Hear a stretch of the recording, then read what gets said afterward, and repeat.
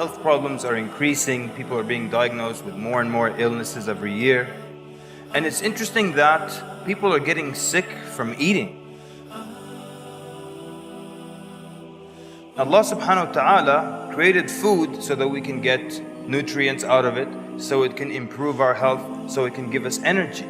So how can it be that something that Allah subhanahu wa ta'ala put on earth to improve our health is actually damaging our health? And the plans of Allah subhanahu wa ta'ala never backfire. So that means then that the problem must be from the way we're consuming food and the amounts of food that we're consuming. So what we're consuming and how much we're consuming. Eat, drink, and do not go in excess. Verily Allah does not love those who excess. Perhaps the first problem is how much we're eating. Allah subhanahu wa ta'ala did not design our bodies to consume all the kinds of food and the amounts of food that we're consuming right now. For example, biologically, you only need to eat meat once a week. But we eat meat every single day of the week, and sometimes more than once a day. And we're offended if there's no meat at the table. So what happens? We were not designed to consume so much meat.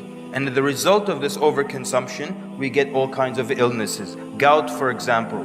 You get gout when you overdo, when you eat too much meat or too much seafood, or you consume drinks that have been sweetened with fructose. All these are things that could lead to people having gout. So we were not designed to consume that much.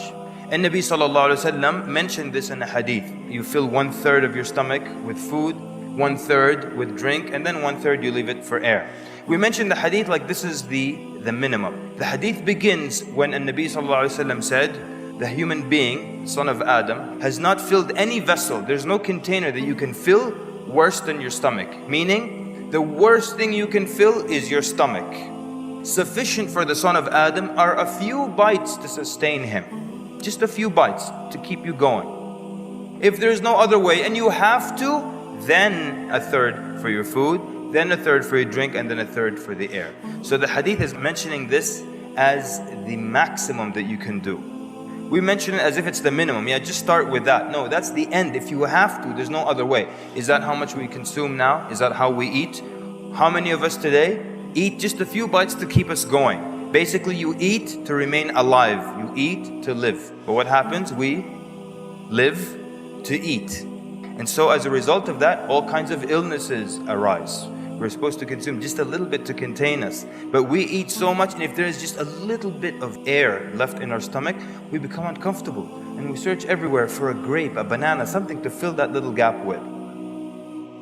So we get ill because we overdo the amounts of food that we eat.